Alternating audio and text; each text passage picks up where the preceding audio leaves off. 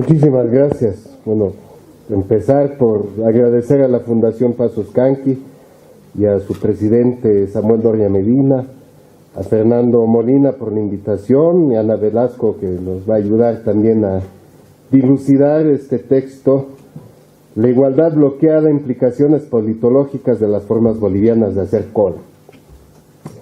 Nada más de leer el título, imagino a Fernando Molina haciendo alguna fila y mascullando su ensayo, mientras tiene disponibles largos minutos para meditar. Me puedo imaginar en ese trance cómo surge en la mente de Molina una hipótesis interesante. El comportamiento de un grupo humano en un espacio limitado y observable, la fila o la cola, está determinado por una constante de reglas muy simples. Quien llega primero obtiene primero los bienes o servicios para los cuales hace fila, y por un número de variables sociales. La hipótesis podría presentarse entonces como una ecuación, en la que nuestro X es el comportamiento social en una fila determinada, que es igual a una constante K, que es esta regla básica de cómo se hace fila, por el producto de n factores variables, que se originan en determinantes sociales. La ecuación parece relacionada con las teorías del psicólogo Bronfenbrenner o el enfoque de sistemas de equidad desarrollado por los autores Christie y Macpherson, que básicamente dice: la teoría ecológica de los sistemas consiste en un enfoque ambiental sobre el desarrollo del individuo a través de los diferentes ambientes en los que se desenvuelve y que influyen en el cambio de su desarrollo cognitivo, moral y relacional.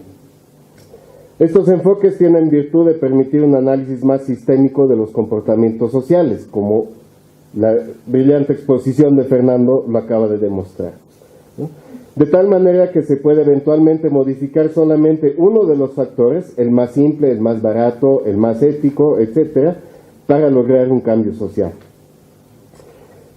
Dos aportes significativos de Molina reflejan en la clara división que tiene el documento, ¿no? Está claramente dividido en dos partes.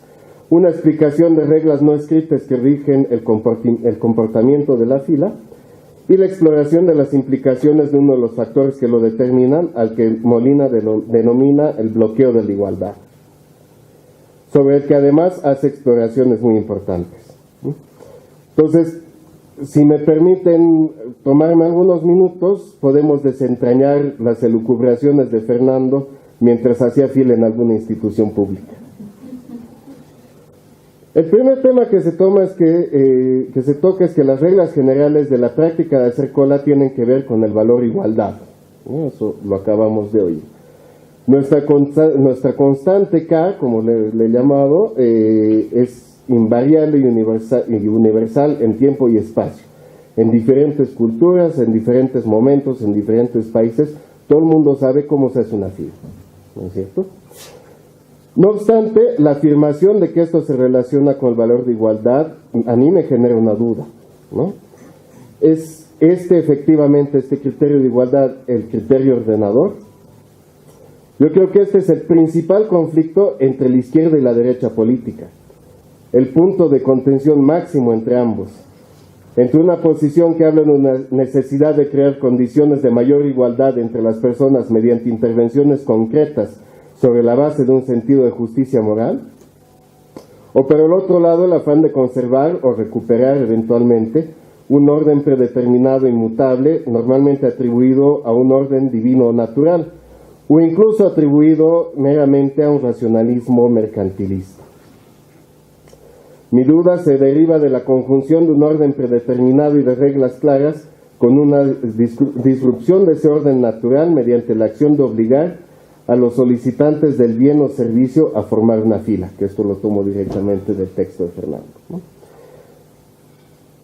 Que además artificialmente generaría una igualdad, así sea por un momento y un espacio determinados. Molina afirma que el principio ordenador no es espontáneo ni natural, lo cual pareciera dar sustento al segundo postulado, sustentándose en una preferencia social relacionada con alguna teoría igualitaria de la sociedad. Personalmente desconozco los orígenes históricos de la práctica de hacer fila, por lo que mal podría tratar de relacionar el ejemplo de hacer cola con las ideas de la Ilustración. No creo, sin embargo, que hacer cola haya sido un invento de Karl Popper. Aventurándome a lanzar alguna especulación, hasta pareciera verosímil que más bien fue la práctica de hacer fila la que al menos en parte sería responsable por el surgimiento de las teorías igualitarias. O al menos de haber tenido el efecto contrario, inspirando a la crítica al igualitarismo. Estoy bastante seguro, por ejemplo, que Friedrich von Hayek odiaba hacer cola. Ahora bien, independientemente de por qué nuestra constante K, independientemente del porqué de nuestra constante K, Molina postula un conjunto de posibles variables que modifican el comportamiento de la fila. Las variables son numerosas, ataca Molina un buen número de ellas, si no he contado mal, 4 al menos, ¿no? La primera tiene que ver con la compasión, ¿sí? Evidentemente todos lo hemos vivido y aunque la evidencia sea anecdótica, creo que es abrumadora, ¿sí? La pregunta aquí, sin embargo, es ¿qué determina esa variable? Si es algo impuesto o es algo espontáneo, ¿sí?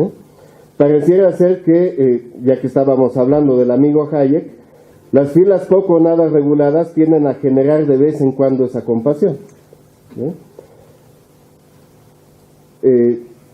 Pero las más de las veces es un agente externo el que determina esta compasión. Les doy 3 ejemplos. La ASFI para las filas de los bancos es la que pone la norma de la atención preferente. La política de la aerolínea en la fila del avión es también la que hace las variaciones que fueran necesarias, priorizando el abordaje de mujeres embarazadas, ancianos y personas con niños, ¿no? O la presencia policial en el caso del ingreso del estadio, por ejemplo, ya que hay clásico esta noche, ¿no es cierto? De mutuo propio o de manera discrecional, el policía puede romper el orden de la fila y hacer pasar al caballero de cierta edad, ¿no es cierto?, adelante para que ingrese primero. En todos los casos, si bien esta constante de cómo se forma la fila está presente, el agente externo puede modificar estas reglas, ¿no es cierto? Y claro, esto genera un gran problema cuando el sistema se rompe. Hay que ver la tortura que es esperar el turno en el banco un sábado en la mañana en la zona sur, si uno no es adulto mayor. O para no herir los sentimientos de los que pasan delante de uno con complicidad del sistema, pongamos el ejemplo de la fila en el Senacir, o la fila para sacar ficha en algún hospital, ¿no es cierto? Todos o casi todos los concurrentes tienen condiciones que justificarían el rompimiento de la constante K, pero cuando todos tienen un privilegio, nadie lo tiene. Como fue aquí, Molina señala que no hay mucho que cuestionar sobre esta variable. Yo tengo la opinión contraria, ¿no? Creo que estudiar lo que determina este cambio de comportamiento, esta vulneración de la constante universal, sobre la base de instintos morales o protectores o solidarios, puede ser una materia de muchísima reflexión. La segunda gran variable identificada tiene que ver con una alta valoración de la riqueza, ¿no? Teníamos el ejemplo del ingreso VIP al concierto, el pasaje de primera clase y demás. No obstante, aún más que en el caso anterior, me parece que esta segunda variable no está presente si un agente externo no lo determina. No hacer fila si uno compró pasaje de primera clase, lo determina la aerolínea, no la fila. La prueba más contundente de ello es que en vuelos nacionales o regionales, donde normalmente los aviones son de clase única, todo el mundo hace fila. De hecho, los proveedores de los bienes o servicios que establecen reglas preferenciales arguirían que no es la riqueza per se, sino el premio pagado por el precio, por el paquete que otorga el servicio mejorado. Es decir, uno obtiene lo que paga. Eso quizás no le quite lo odioso a esta variable, pero juega un rol esencial en lo que Molina también señala, ¿no? El único determinante es el precio, el valor del bien o del servicio. Cualquier declaración o política empresarial que establezca otro criterio para otorgar este servicio preferente sería discriminatorio. Esto es mucho más cierto si se trata de bienes cuya distribución no puede ser sujeta a otro criterio que no está constante. Se refiere Molina a ellos como los bienes o servicios muy escasos, o aquellos de producción, y no a aquellos de producción flexible. No obstante, yo creo que no es la escasez el factor determinante aquí. Para dar un ejemplo, los bienes suntuarios son sumamente escasos.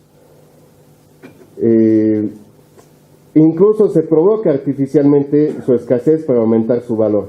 Un auto Bugatti, una noche en el Burj Dubai, un reloj Rolex, son bienes sumamente escasos y sin embargo nadie se cola por ellos. Aquí sí juega la riqueza, se obtiene el bien quien lo puede pagar. Inversamente, productos y servicios que son masivos, no necesariamente baratos como el último iPhone, ni necesariamente vitales como las liquidaciones y los outlets, ni mucho menos escasos como el estreno de la última película de Star Wars, pueden provocar la formación de inmensas colas.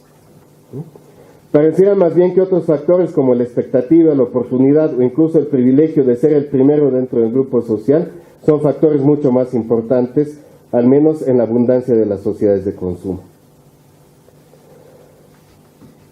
Si en cambio se menciona el requerimiento de intervención de agentes externos, particularmente el Estado, normalmente estamos hablando de casos en los que la falta de acceso al bien o al servicio constituye en sí una afectación de derechos.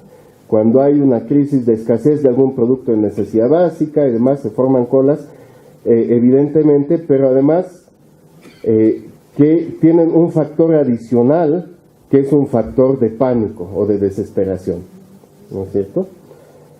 En alguna parte del texto Molina habla de la escasez, por ejemplo, de botes salvavidas.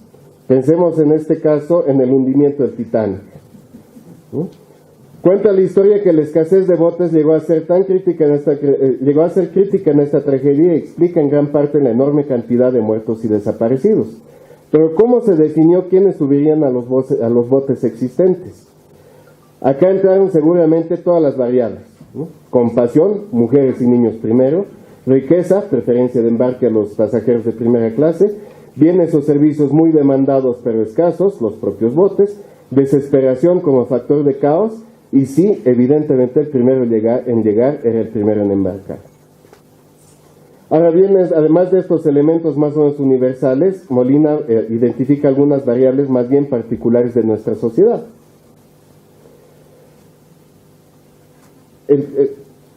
Una variable de estas se relaciona con las normas sociales, en el sentido más vasto. Es decir, el conjunto de reglas que deben seguir las personas de una comunidad para tener una mejor convivencia, a las que se deben ajustar los conductos, tareas y actividades del ser humano.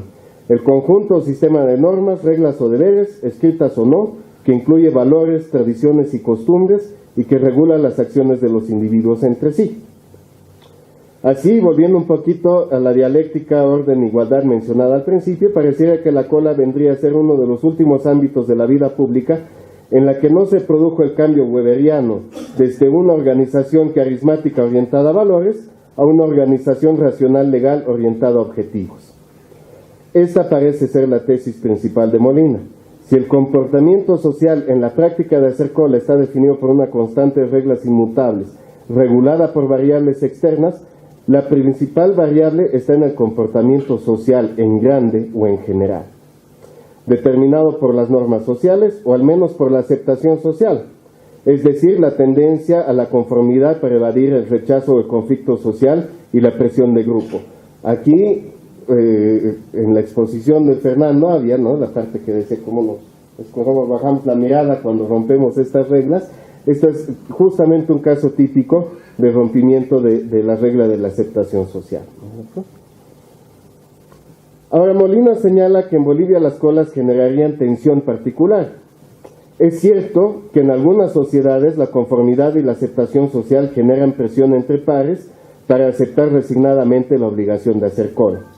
Pero tengo más la impresión de que esa es la excepción y no la regla. Y por cierto, no se expresará disconformidad en la fila, pero en Suiza les puedo prometer que un tercio de los que tuvieron que hacer cola escribirán a su representante para reclamar por haber tenido que hacerlo. Es decir, la catarsis política, en este caso, se encuentra en otro lado. Pero me estoy desviando del tema. La presión y el agobio en la cola no parecen ser una regla universal y constante. Las condiciones, comportamientos, sentido de justicia o al menos de satisfacción de ese valor de igualdad mencionado al principio parecen incidir en el nivel de ansiedad de la cola. Dicho de otra manera, me parece que este es un efecto y no la causa.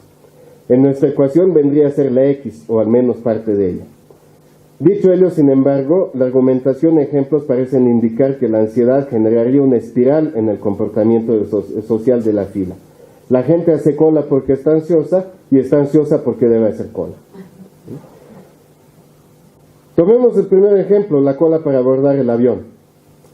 Parece ser que dado que los asientos de un avión ya están asignados para cuando toque embarcar, el problema se genera en el riesgo de encontrarse sin espacio en el compartimiento superior para dejar la mochila. Claro, pudiera relacionarse el fenómeno con el comportamiento ajeno. Comerciantes o no, es cierto que algunas reglas no parecen aplicar a nosotros, como la de las dimensiones máximas del equipaje de mano. Pero también pudiera, y digo bien en condicional, pudiera ser que los diseñadores de la nave en cuestión no han calculado bien el espacio necesario para el equipaje de mano. Es bien sabido entre los viajeros frecuentes que el tamaño del avión es inversamente proporcional al tamaño de la nave. El tamaño del avión es inversamente proporcional al tamaño de la estadía. Cuanto más chiquito el avión, uno lleva menos bagaje, ¿no es cierto? Cuando uno tiene que cruzar el océano, lleva 2 maletotas, ¿no es cierto? El avión, por supuesto, es más grande, ¿no? En los aviones pequeños, el compartimiento superior es también necesariamente pequeño. Entonces, ¿tiene algo que ver el comportamiento social de la gente aquí? ¿Es algo característicamente boliviano, como es característicamente argentino aplaudir cuando el avión aterriza? ¿O es más bien un problema de inadecuación del servicio? Una escasez, en este caso, de espacio, como la mencionaba hace rato. Mucho más complejo es el caso del tráfico vial, ¿no? Un corto animado de Tribilín que data de los años 40 ya había propuesto la teoría de la transformación del hombre afable en un monstruo psicópata cuando está tras el volante. No cabe duda que el solo hecho de operar semejante máquina tiene efectos psicológicos dignos de estudio. Hacerlo además en condiciones de estrés por la cantidad de riesgos que implica, sin duda aporta ese estado de ánimo.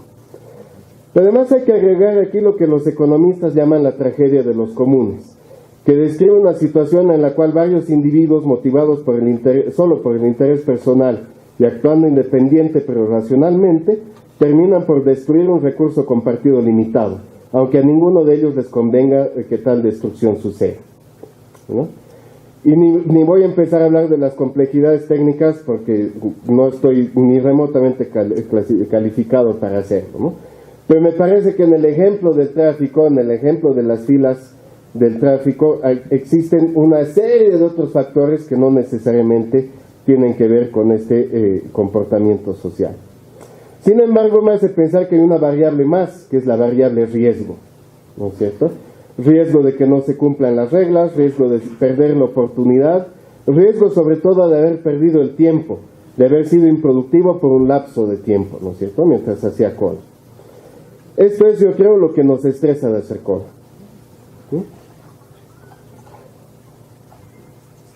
En términos de psicología social, si la fila se rige por la influencia normativa, como hemos dicho antes, no puede regirse por la influencia minoritaria. Esto es la tendencia a afirmarse a sí mismo por conseguir lo opuesto de lo que se espera, o en otras palabras, la anticonformidad. Gracias. Entonces, aquí un poquito había una hipótesis que planteaba Fernando, ¿no es cierto?, de que hay este comportamiento de que yo soy el rebelde, el antinómico, ¿no es cierto?, que rompo las reglas. Y con esto, quizás saltándome un poquito hacia el final, aunque seguramente tenemos oportunidad de seguirlo charlando, esta desconfianza innata de los bolivianos, que sí es evidente y tiene montones de razones históricas de ser, ¿no es cierto?, yo veo que más bien, al contrario, en una buena cola, en una buena fila, ¿no es cierto?, no se presenta, ¿no? Yo creo que finalmente, a pesar de todas estas variables y estos factores que se tienen que meter en la consideración, Yo creo que al final de cuentas la cola es el gran igualador. Muchas gracias.